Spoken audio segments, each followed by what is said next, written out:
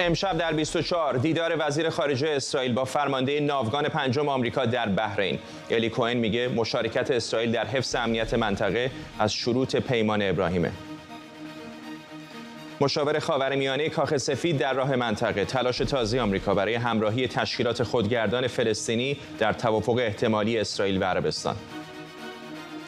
و همزمان با ابراز تأسف رافائل گروسی از عدم همکاری ایران، آژانس بین‌المللی انرژی اتمی گفته میزان ذخیره ماهانه اورانیوم 60% ایران به 1/3 کاهش پیدا کرده. از واشنگتن دی سی این 24 است با فرداد فرحزاد.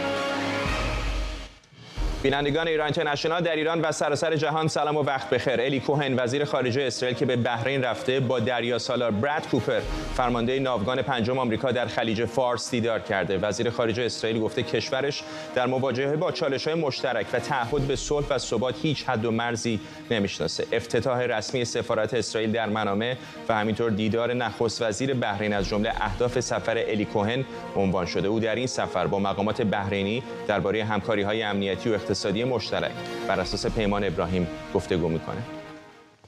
حسن هاشمیان استاد دانشگاه و کارشناس جهان عرب از واشنگتن و میر جاودانفر کارشناس مسائل اسرائیل از تل آویو با ماست. آقای هاشمیان شروع میکنم. طبیعی هستش که بالاخره سفیر وزیر خارجه اسرائیل برای افتتاح سفارت این کشور هست در منامه، ولی نمیشه به این فکر نکرد که احتمالاً ایران هم یکی از موضوعات مهم گفتگو بوده، چه با بحرینی ها چه با مقامات آمریکایی. دقیقا همینطوره و من دیدم که جمهوری اسلامی تبلیغات زیادی به شکل منفی بر سر این موضوع را انداخته و با یه سری از لیدرهای مخالف دولت بحرین از گروه‌های شیعه به خصوص الوفاق و الوفا مصاحبه‌هایی در شبکه‌ها و در خبرگزاری‌های جمهوری اسلامی به خصوص تصنیم وابسته به سپاه انجام داده و به شدت به این سفر حمله کردن. منتها این سفر اونطور که شواهد میگه نمیتونه زیاد تحت تاثیر اون چه که تبلیغات جمهوری اسلامی در واقع میخواد و انتظار داشتن که همونطور که در قضیه نجلا منقوش وزیر خارجه لیبی اتفاق افتاد اینجا هم قضیه رو تکرار کنن. منتها مسئله اساسی که بر رابطه بحرین و اسرائیل تاثیر میذاره و همینطور بر بقیه کشورهای پیمان ابراهیم اون رفتارهایی است که دولت آقای نتانیاهو با فلسطینی ها انجام میده. این سفری که الان آقای الی کوهن آمده به منامه قرار بود که در ماه ژولای انجام بشه، منتها تحت تاثیر سفر آقای ایتمار بن غفیر وزیر امنیت ملی اسرائیل به قدس و بحث‌های دیگه‌ای که در دولت نتانیاهو در مورد فلسطینی ها مطرح شد، این سفر به تعویق افتاد و الان داره انجام میده. ضمن اینکه الان باید بگیم که ما وقتی که آقای نتانیاهو نخست وزیر شد شاهد یک نوع عقبگرد در کشورهای عربی پیمان ابراهیم شد. مثلا کشور مراکش قرار بود که یک نمایشگاه تجاری بین اسرائیل و در واقع کشور خودشون برگزار بکنن در ماه ژوئن. این نمایشگاه لغو شده. همین کشور بحرین قرار بود مواد درسی رو تغییر بده و اون بخشایی که مربوط به اسرائیل رو حذف کنه، منتها اعتراضاتی صورت گرفت و این برنامه رو لغو کرد و بنابراین بایستی اگه اسرائیل بخواد پیشرفتی در این زمینه حاصل کنه بایستی موضوع فلسطینی رو در نظر. آقای جاودانفر، آقای هاشمیان کوتاه اشاره کردم به بحث رسوایی دیپلماتیکی که دیدار وزیر خارجه لیبی با وزیر خارجه اسرائیل به بار آورده برای این کشور. چقدر فکر می‌کنید الان سفر ایشون به منامه میتونه کمک بکنه به دستگاه دیپلماسی اسرائیل که پشت سر بذاره این بحران رو و بتونه روابطش رو با بعضی کشورها مثل همین بحرین واقعا گرمتر هم بکنه؟ چون درسته که توافق ابراهیم دستاوردهای دیپلماتیک زیادی داشته، ولی انصافا بیشتر با امارات متحده عربی بوده که روابط گرم بوده، پروازهای دائمی هست، اسرائیلی‌ها میرن به دبی و شهرهای دیگر در اونجا سفر میکنن. با بحرین و مراکش و کشورهای دیگر اونقدر گرم نبوده. چقدر فکر می‌کنید افتتاح سفارت در منامه میتونه این موضوع رو تغییر بده؟ با عرض سلام خدمت شما و بینندگان. ببینید، روابط تجاری اسرائیل با امارات متحده عربی و روابط سیاسی بسیار نزدیک و خوب بوده، ولی روابط اطلاعاتی و نظامی با بحرین بر اساس گزارش‌های چاپ شده در مطبوعات خیلی نزدیکتر هستش تا کشورهای دیگه که ملحق شدن به پیمان ابراهیم، چون حکومت بحرین شدیداً از تهدیدهای جمهوری اسلامی ایران علیهش میترسه و نگران هستش از حمله احتمالی جمهوری اسلامی و مهمتر از اون دولت بحرین نگران از این هستش که آمریکا دیگه تمرکزش روی خاورمیانه نیستش و آمریکا داره از خاورمیانه کم کم داره خارج میشه، تمرکزش رفته رو اوکراین، تمرکزش رفته رو چین. فراموش نکنیم که از آغاز جنگ اوکراین تا الان آمریکا 113 میلیارد دلار کمک کرده به اوکراین و این میشه گفت مقدار بسیار بالایی هستش و آمریکایی‌ها بالاخره ظرفیتشون غیر محدود نیستش.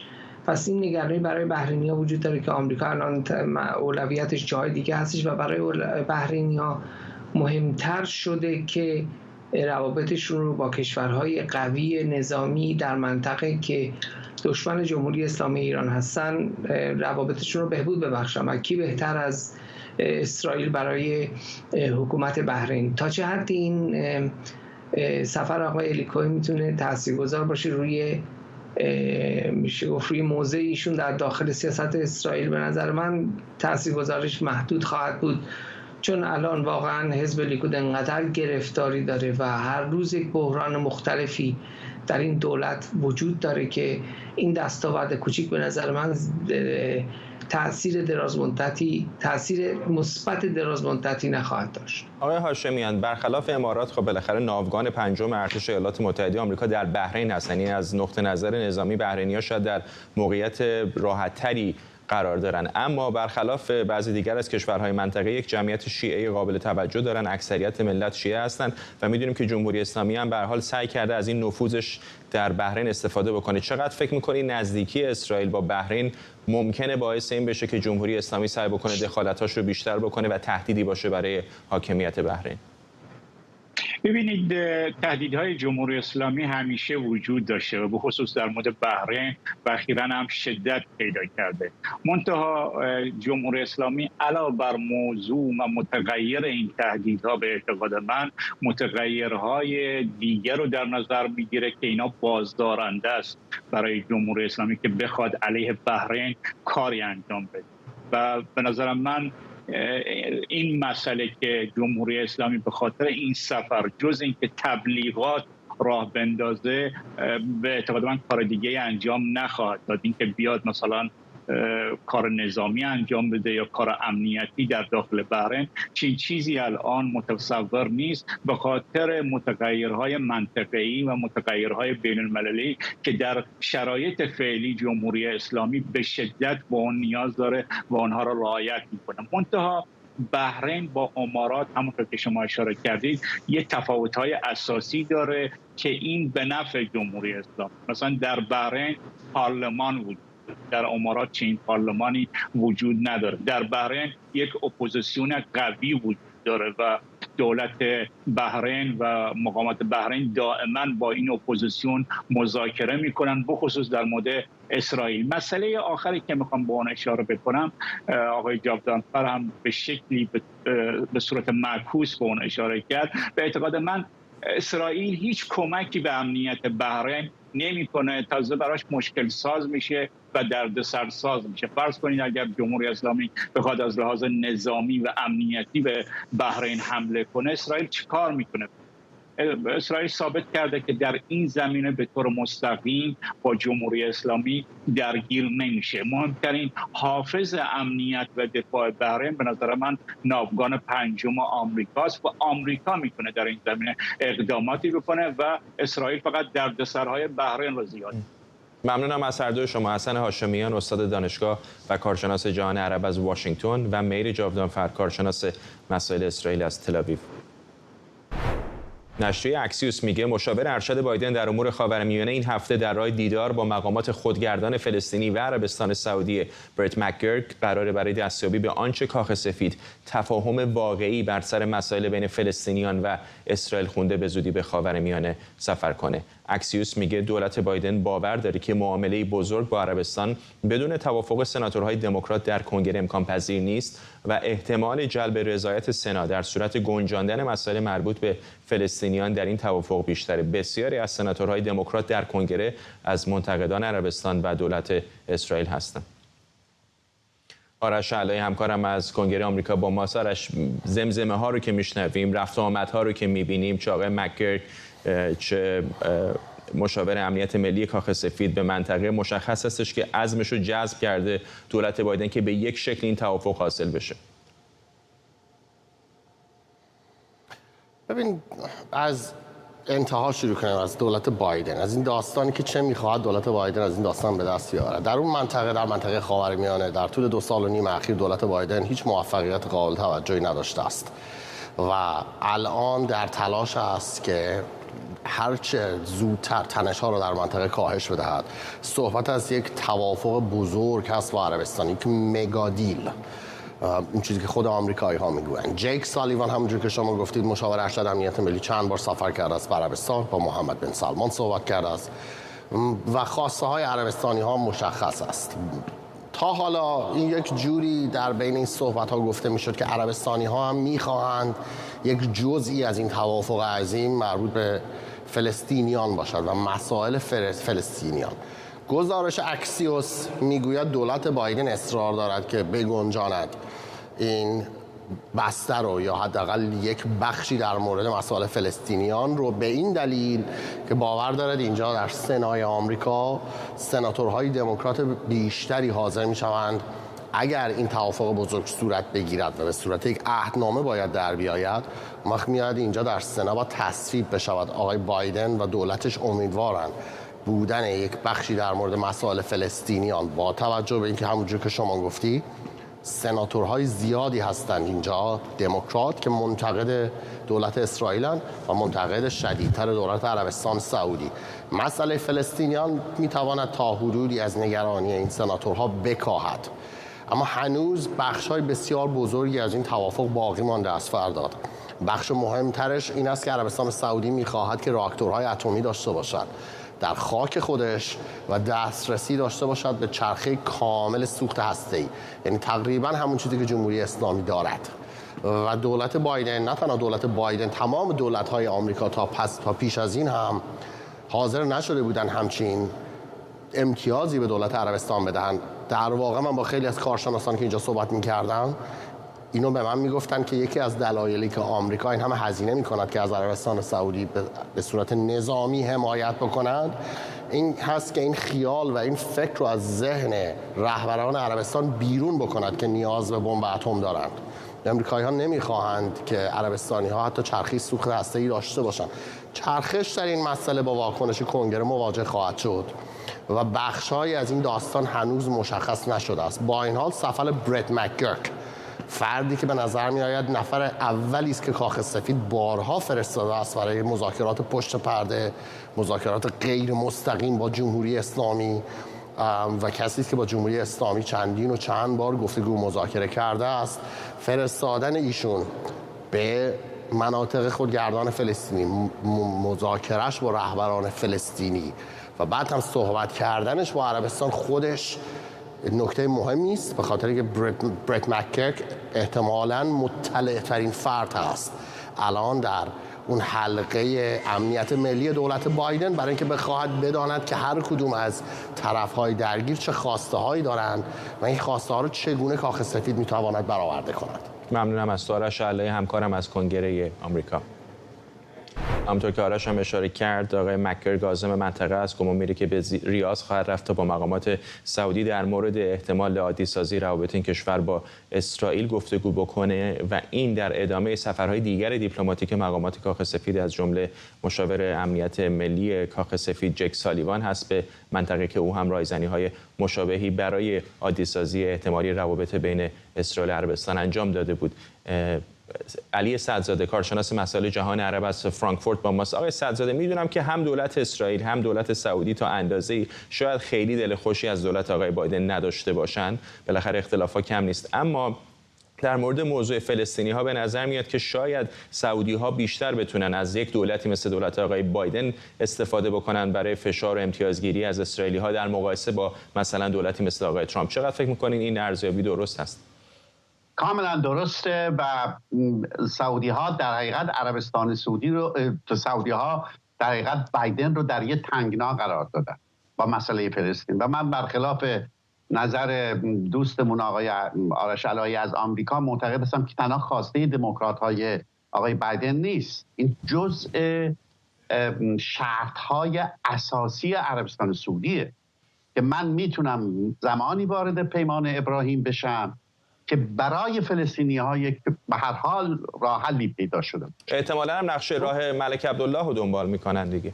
نقشه ملک عبدالله و یا اینکه به هر حال یک شکلی از مسئله دو دولت در یک سرزمین رو محقق بکنن و این رو عربستان سعودی نه تنها به خاطر فلسطینی ها میگه بلکه به خاطر جایگاهی که در جهان اسلام داره و اینو قبل از آقای بایدن هم گفت، یعنی حتی به ترامپ هم گفته بود که من موقع میتونم وارد این پیمان ابراهیم بشم 3-4 تا شرط داشت. اون شرط نیروگاه هسته‌ای من فکر کنم شرط آخرشونه، یعنی به راحتی میتونن از بگذرن، ولی شرط مهمی که دارن، یک، آمریکا با اینها یک پیمان نظامی محکمی ببنده، چیزی شبیه پیمانی که آمریکا در کشورهای ناتو با کشورهای دیگه داره، اسلحه‌های زیادی از آمریکا خواستند و ضمناً یک قراردادی که آمریکا در حقیقت هر گونه خطر رو در مورد عربستان سعودی به عنوان خطر علیه خودش احساس بکنه، از این طریق و یک راه حلی هم برای فلسطینی‌ها اون وقت حاضرن وارد پیمان ابراهیم. این دیگه عملاً آخرین فرصت هم برای فلسطینی‌ها هست، اینطور نیست در حمایت جهان عربی، حالا ایران اگر کنار بذاریم. بله کاملا. و اگر عربستان سعودی در جریان موفق بشه، در حقیقت این یخ بین فلسطینی‌ها و اسرائیلی‌ها برای همیشه تمام خواهد شد. ولی یه مشکل داره آقای بایدن. آقای بایدن مشکلش این است که با یه دولتی در اسرائیل روبروست که اصلا خواهان چنین چیزی نیست، یعنی مسئله دو دولت در یک زمین رو اصولا نفی کرده و من فکر کنم بسیار نیروهای مؤتلف آقای نتانیاهو بدتر از خود نتانیاهو هستن. بنابراین آمریکا سعی میکنه، بایدن هم فکر میکنه این یک سال آخری که باقی مونده اگر بتونه چنین کاری رو انجام بده، و همطور که خبرنگارتون از واشنگتن گفتن آقای مک‌گورک یک کسی است که جریان تمام مبارزه داعش آمریکا رو در عراق سازماندهی کرده، در اولین دولت گذار بعد از سقوط صدام حسین در اونجا در عراق حضور داشته، یک آدم بسیار واردی است به مسائل خاورمیانه.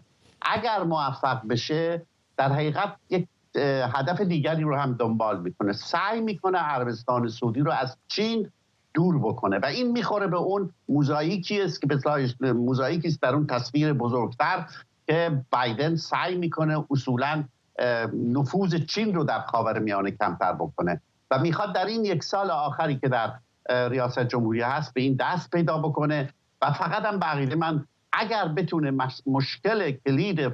کلید مشکل هم مسئله فلسطینی هاست بتونه راه حلی پیدا بکنه و فلسطینی ها باش توافق بکنن، در حقیقت بقیه خواسته ها کاملا عملی شدنی است، منهای نیروگاه هسته‌ای که اون هم برای سعودی در اولویت بالایی نیست. اینه که خیلی مسافرت بسیار مهمی است و در اونجا هم در رام الله هم آقای مک‌گورک و خانم لطیف و 3-4 نفر از همراهانشون با آدم‌های بسیار مهمی در درون دولت خودگردان فلسطینی ملاقات میکنن، با رئیس سازمان امنیت فلسطینی ها، با معاون محمود عباس، با تقریبا وزیر امور خارجه محمود عباس. اینه که مسافرت مهمی است و اگر بایدن موفق بشه یکی از بزرگترین موفقیت های دوران ریاست جمهوریش خواهد. ممنونم از شما علی سعدزاده، تحلیلگر مسائل خاورمیانه از فرانکفورت.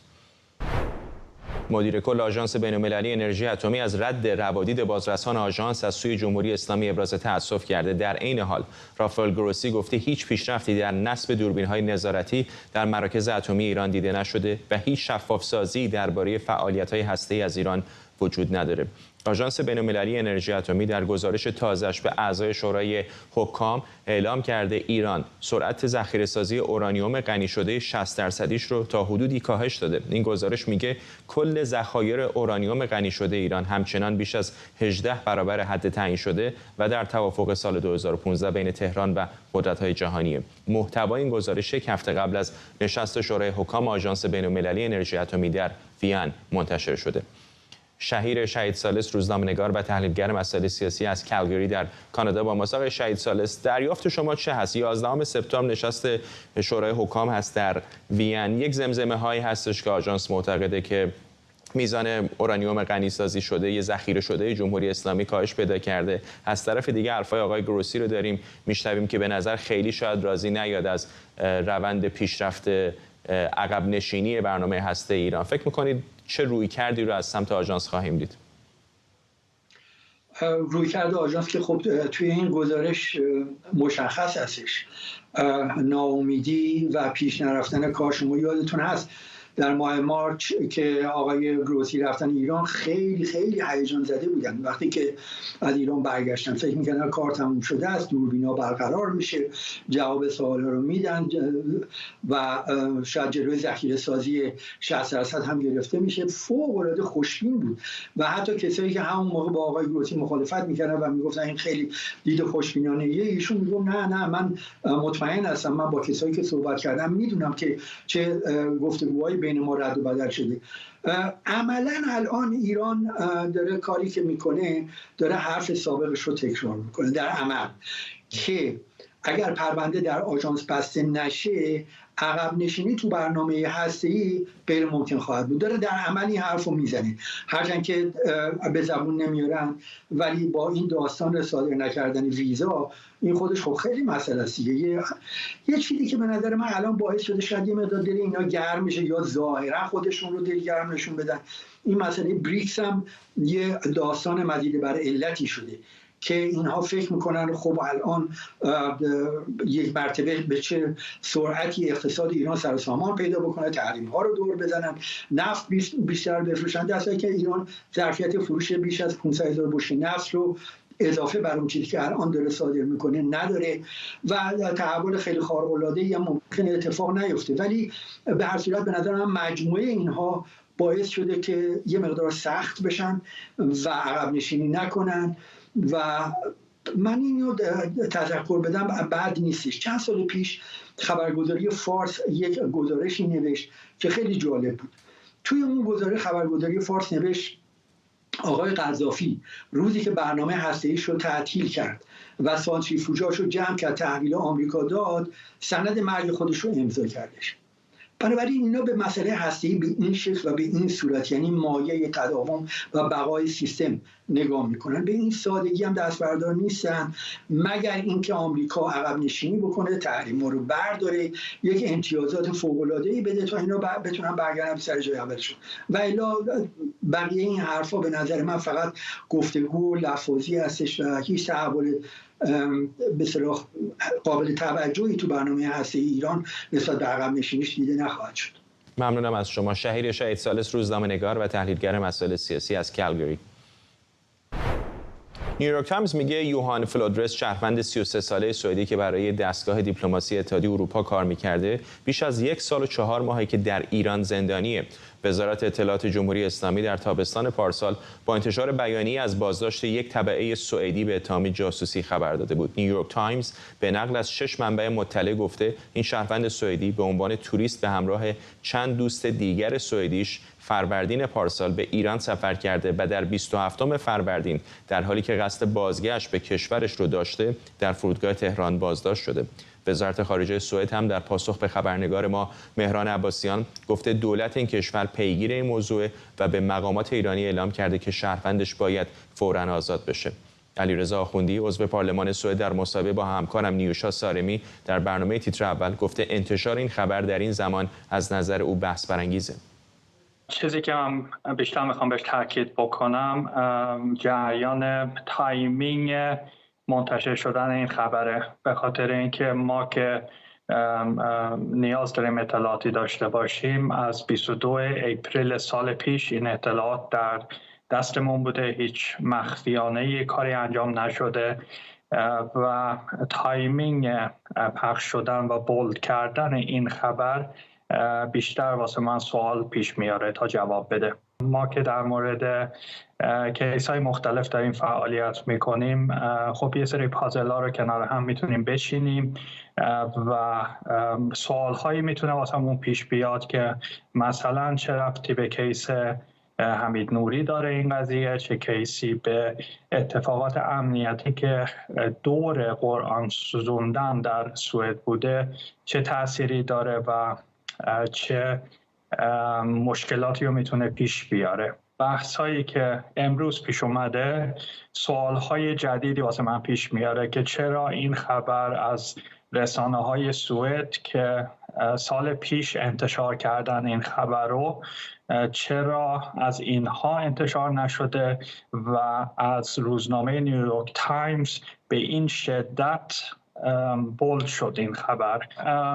بیش از 200 شهروند 2 تابعیت و 1 تابعیت اروپایی رژیم قاتل جمهوری اسلامی گروگان داره. این نفر اولمون نیست.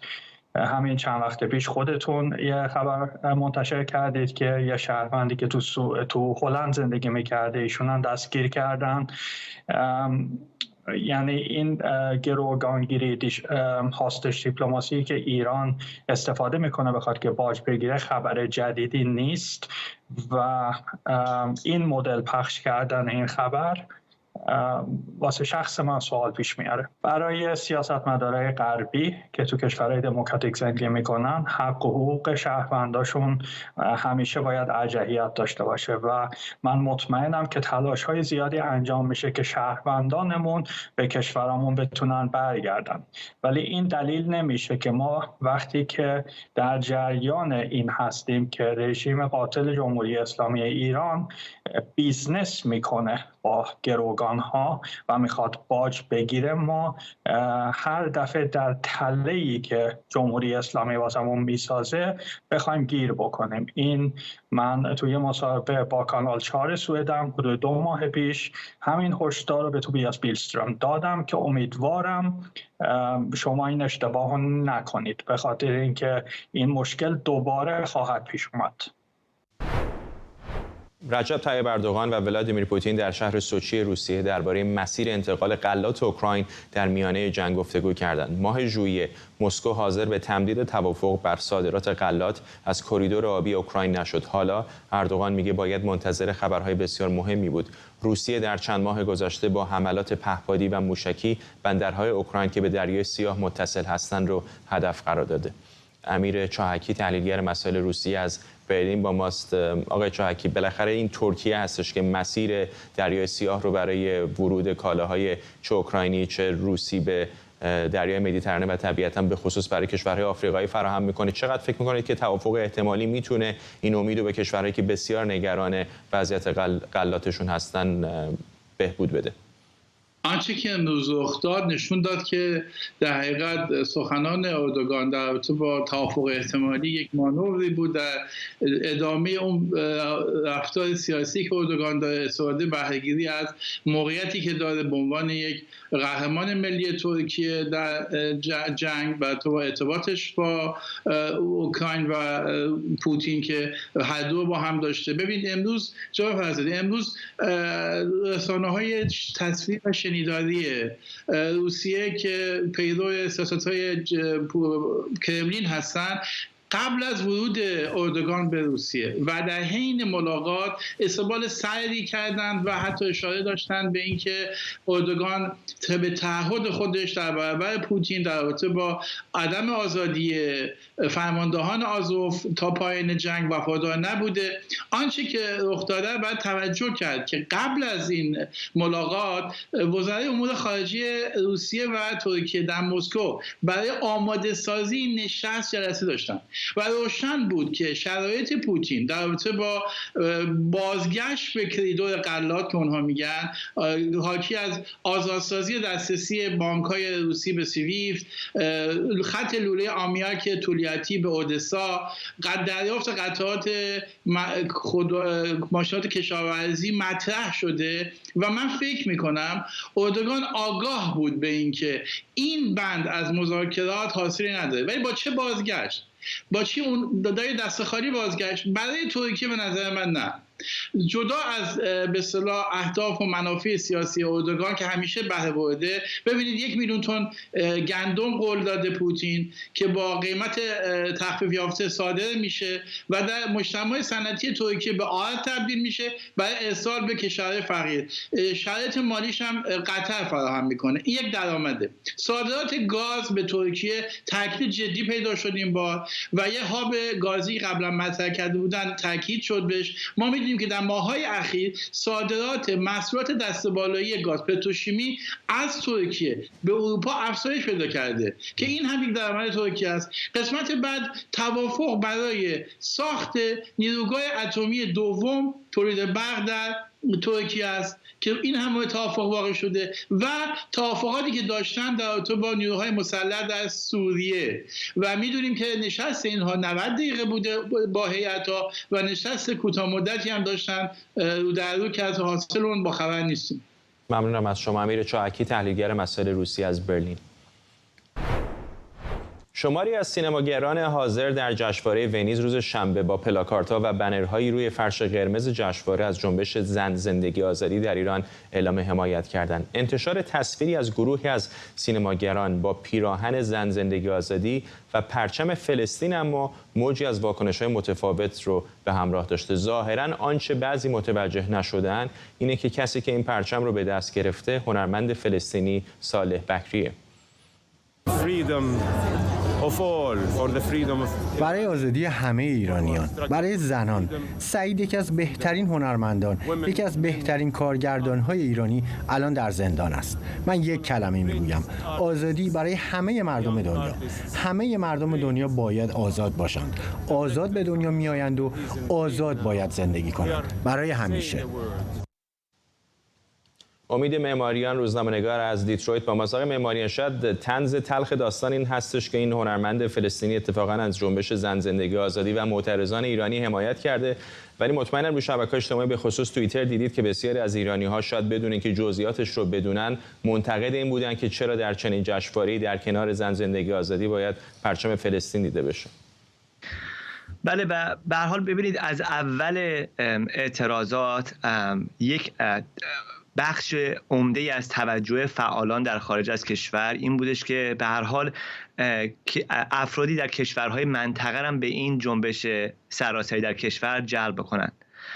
درست هستش که در اروپا، در آمریکا توجه زیادی شد، رسانه‌ها توجه زیادی کردن، ولی اون چیزی که خیلی مهم هست این هستش که افراد کشورهای منطقه بتونن که حمایت و همبستگی خودشون رو مردم ایران اعلام بکنن، به خصوص کشورهایی که جمهوری اسلامی در طی سالهای گذشته سعی کرده بگه که مثلا رابطه خوبی داره با این دولت‌ها، با این گروهایی که تو این کشورها هستن و جمع کردن همبستگی و حمایت از میون کشورها بسیار مهم بوده برای فعالان مدنی که دیدگاه منطقه‌ای و جهانی دارن نسبت به جنبش‌های مردمی و به جنبش دموکراسی خواهی که در ایران هست. بنابراین سال‌هاست که جمهوری اسلامی داره مثلا این از مسئله فلسطین سوء استفاده میکنه، سال‌هاست که از این پرچم سوء استفاده کرده، سال‌هاست که برها با دخالت‌های بیجای خودش مردم رو به اونجا رسونده که بگن نه غزه نه لبنان، جانم فدای ایران، که مستقیم نشانه میگیره سیاست خارجی مداخله جنایی جمهوری اسلامی رو، مستقیم نشانه میگیره این فرصت طلبی جمهوری اسلامی رو و به هر حال همه چیزی که مرتبط با این هست.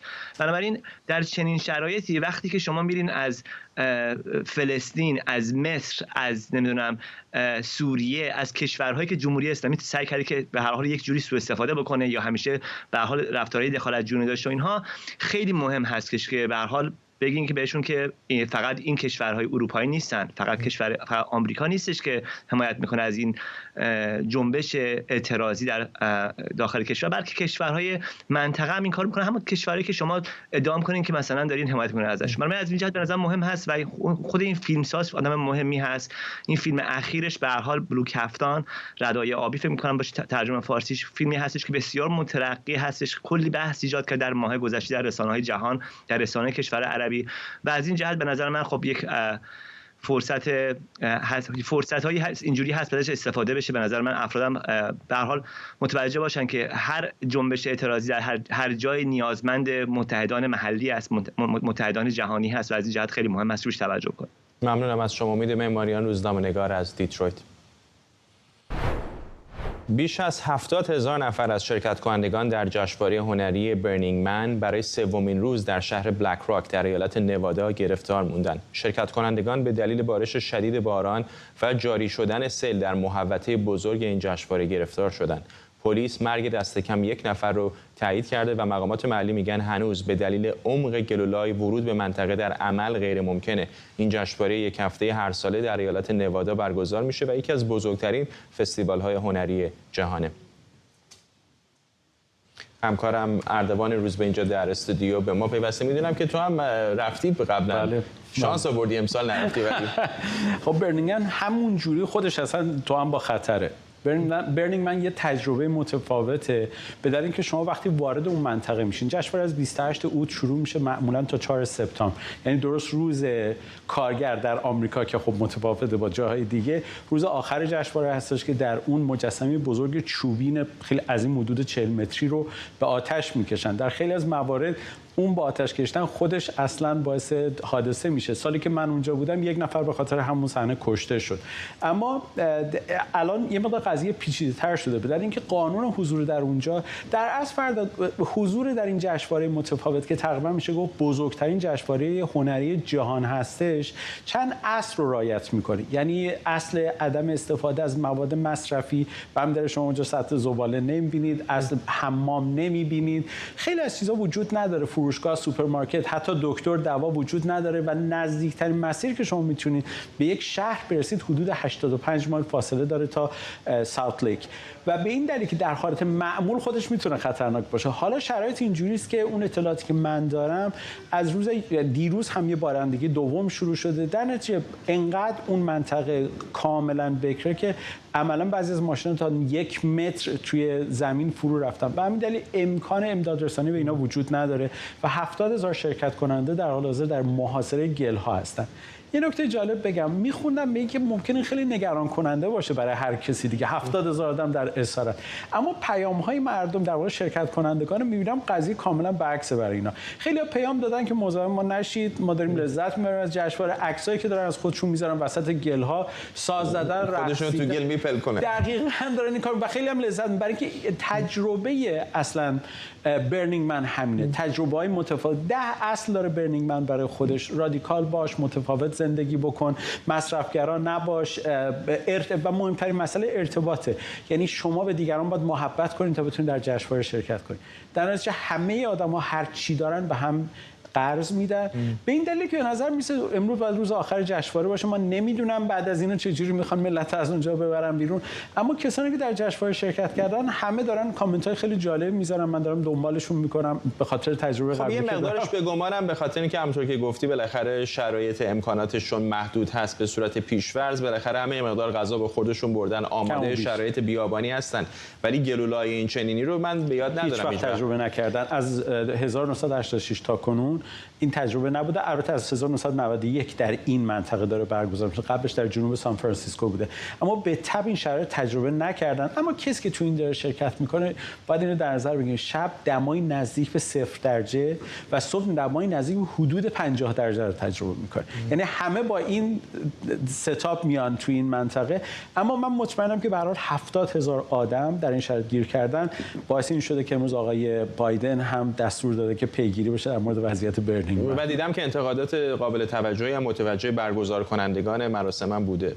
البته برگزار کنندگان همیشه موضعی از اول داشتن، گفتن ما هیچ نقشی در تصمیم گیری و برنامه‌ریزی نداریم.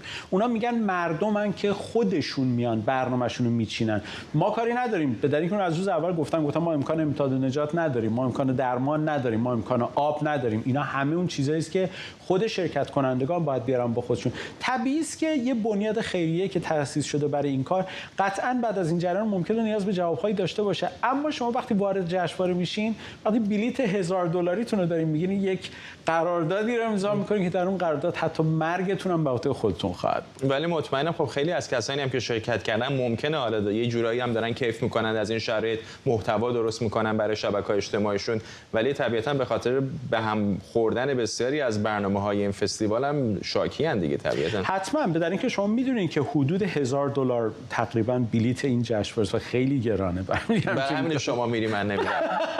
البته منم پول ندادم، به عنوان خبرنگار رفتم. چه چیزایی جلب توجه کرده برات از بین واکنش‌ها؟ ببینید در مورد فعلی رو میگین، مهمترین مسئله همینه. اونایی که اون تو گیرن میگن ما خیلی خوشحالیم، حالا داریم زندگی می‌کنیم، این تجربه تازه برنینگ منه، تجربه تازه رابطه بین ما هست. خب بیرونیان نگرانن، میگن حالا بعد از این چه خواهد شد؟ دیروز یه بارندگی شدیدی دوباره شده و اگر این به همین ترتیب، چون شما در بیابان هستید، لحظه میتونه سیل بشه و اگر این اتفاق باعث کشت و کشتار بشه، خب با جای نگرانی داره. مقامات محلی میگن کسانی که شرکت میکنن به حرف ما گوش نمیدن. یعنی اونها اینجوری ادعا میکنن، میگن به حرف ما گوش بکنید و مراقب باشید که حداقل اونی که ما میگیم دنبال کنیم. اما تجربه کلی که من از برنینگ من دارم، یه زندگی متفاوت فرداد. یعنی زندگی که همه چیز زندگی شهری مخصوصا توی آمریکا رو میذاری کنار و با یک شلوارک و یک شورت راه میافتی و میری بین آدمای زندگی میکنی که غذاشون رو باهات شریک میشن، آبشون رو شریک میشن، مشروبش رو باهاتون شریک و همه چیزم مجانیه، چون کسی طبق قرار پولی نمیده. و همین دلیل فکر می‌کنم اون اسارته به نوعی برای اون آدمای تو جالبه، مگر اینکه امیدوار باشیم هیچ اتفاقی بیش از این نیفته. فکر می‌کنم خیلی بدت هم نمیومد الان وسط اون گله لای میبودی. ممنونم از همکارم اردوان روزبه اینجا در استودیو با ما.